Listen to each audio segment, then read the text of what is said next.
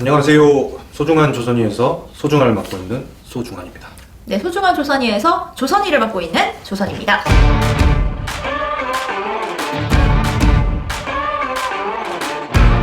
노무현 대통령이 안기부 엑스파일 사건 검찰로부터 사전에 보고받았다. 뭐 이런 내용의 보도 있었는데 이게 그러니까 안기부 엑스파일 사건 하면은 여러분 뭐 삼성 엑스파일 사건으로도 알고 계시고 뭐 안기부 뭐 불법 도청 사건으로도 뭐 알고 계실 텐데 뭐 어떤 내용? 이게 일단 그 엑스파일 사건에 대해서 다시 조금만 설명드리면 2005년 7월에 여러 언론을 통해서 특히 그 MBC 이상호 기자를 통해서 폭로가 된 거였는데 안기부 지금의 국정원이죠. 1997년 당시 안기부가 불법 도청한 파일이 공개됩니다. 근데 이게 1997년 한 해만 한 게 아니라 93년부터 5년 동안, 그러니까 김영삼 정부 동안 불법 도청한 게 밝혀졌는데 문민정부 시절인데 어떻게 불법 도청이? 이런 걸로도 유명했고 2005년 7월에 공개된 그 대화는 중앙일보 홍석현 회장이랑 삼성그룹 이학수 부회장의 대화였어요. 근데 또 그 당시에 이 홍석현 회장은 주미 대사였고요. 노무현 정부에. 그러니까 막 엄청 일이 커지죠. 그걸 들어보면은 1997년 대선 당시에 이 두 사람이 이제 얘기를 하는데 특정 후보한테 자금 제공을 공모하고 한 내용, 또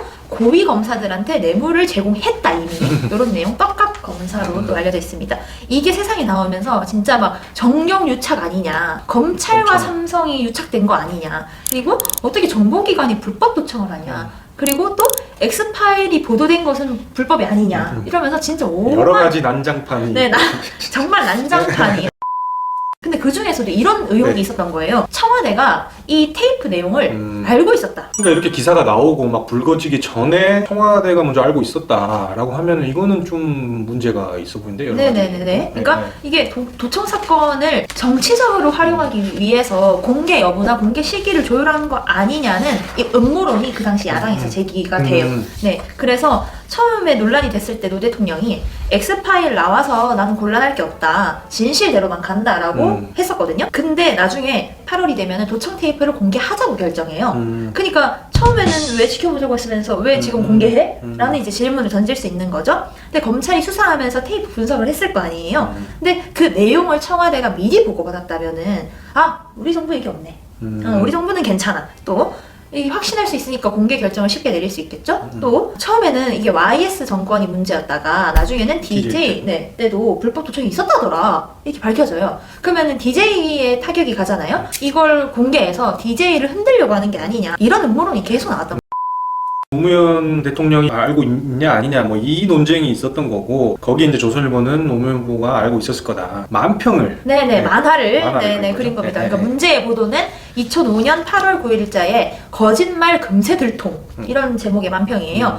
그러니까 바로 전날에 노 대통령이 요 엑스파일 요 관련해서 기자회견을 열었거든요. 근데 만평을 그 그림을 보시면은 검찰 관계자, 청와대 관계자, 그리고 노무현 대통령이 이렇게 나와요. 근데 검찰 관계자는 그 말풍선에 청와대에 보고 안 했다라고 하고 청와대 관계자는 대통령은 보고받은 거 없다 이렇게 말풍선에 적혀 있거든요. 그러니까 이게 사실이고, 그리고 그 아래에 노무현 대통령이 기자회견에서 한 말이 나와요. 근데 그 말풍선을 보면은 이렇게 막 이렇게 해놨어요. 도청 테이프 내용은 좀 복잡한데 거기에는 범죄 사실도 있고 아닌 것도 있고 이렇게 돼 있는 거예요. 점점점 이러니까 마치 노무현 대통령이 알고 말하는 것처럼, 내용을 알고 지금 이 기자회견을 하고 있다, 마치 검찰한테 보고받았다, 근데 테이프 내용 중에는 이런 것도 있고 저런 것도 있다라고 설명해 주는 것처럼 이제 그린 거예요. 그리고 그런 거짓말은 금세 들통 날 건데 왜 했냐, 약간 이런 만평이었고요. 근데 사실은 실제로 그 기자회견에서는 그냥 그렇게 얘기한 거였대요. 테이프 내용 중에는 이런 것도 있고 저런 것도 있을 거야, 약간 추정하는 멘트였는데, 조선일보 만평을 보면은 노무현 대통령은 거짓말쟁이다 뭐 이렇게 돼버리는 거죠. 노 대통령이 언론중재위원회 정정보도를 신청했고요. 또 중재위는 정정보도 해야 된다라고 결정했습니다. 근데 그 뒤가 또 복잡해요. 또 안 받아들여요. 이의 신청을 해서 소송까지 가게 되고요. 노 대통령은 이게 맨 처음엔 언론중재법으로 들어간 사건이었는데 안 한다고 해서 민법으로 바꿔서 다시 소송을 걸어서 결국 정정보도를 하게 되는 사건입니다. 그래서 확인 결과 그런 보고를 받은 적이 없는 것으로 밝혀졌으므로 바로 잡습니다 라고 하는데, 이 정정보도가 무려 1년하고도 4개월 뒤에 나온 보도였습니다. 너무 긴 시간이 걸렸던. 네, 그럼 이미 노무현 대통령 거짓말쟁이가 된 거예요. 참.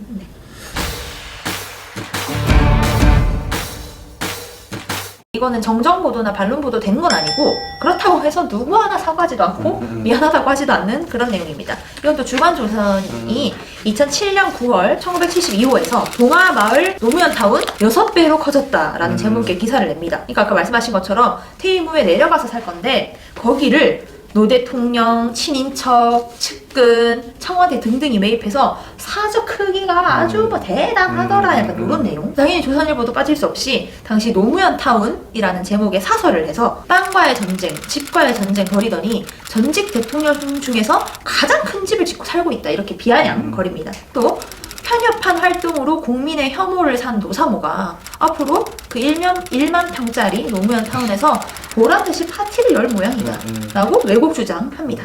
굉장히 좀 쓴 멘트가 네, 좀 악의적이죠. 네. 선정적이고 네, 그렇습니다. 당시 야권, 보수 언론 이런 데에서 가만히 안 있었을 것 같은데. 네, 당연히. 근데 보도에 아방공이라는 표현은 없거든요. 실제로 보면 이 표현은 이명박 정부 들어서고 나서 한나라당에서 MB 측근 비리를 덮으려고 이 아방공 표현을 썼던 건데 이 비리 의혹이 있는 측근분의 이름이 이봉화 씨였어요. 봉화랑 봉하 병. 그럼 그렇죠. 봉화와 봉화를 맞붙이겠다 이렇게 해서 갑자기 이제 한나라당에서 그걸 꺼냈던 거거든요.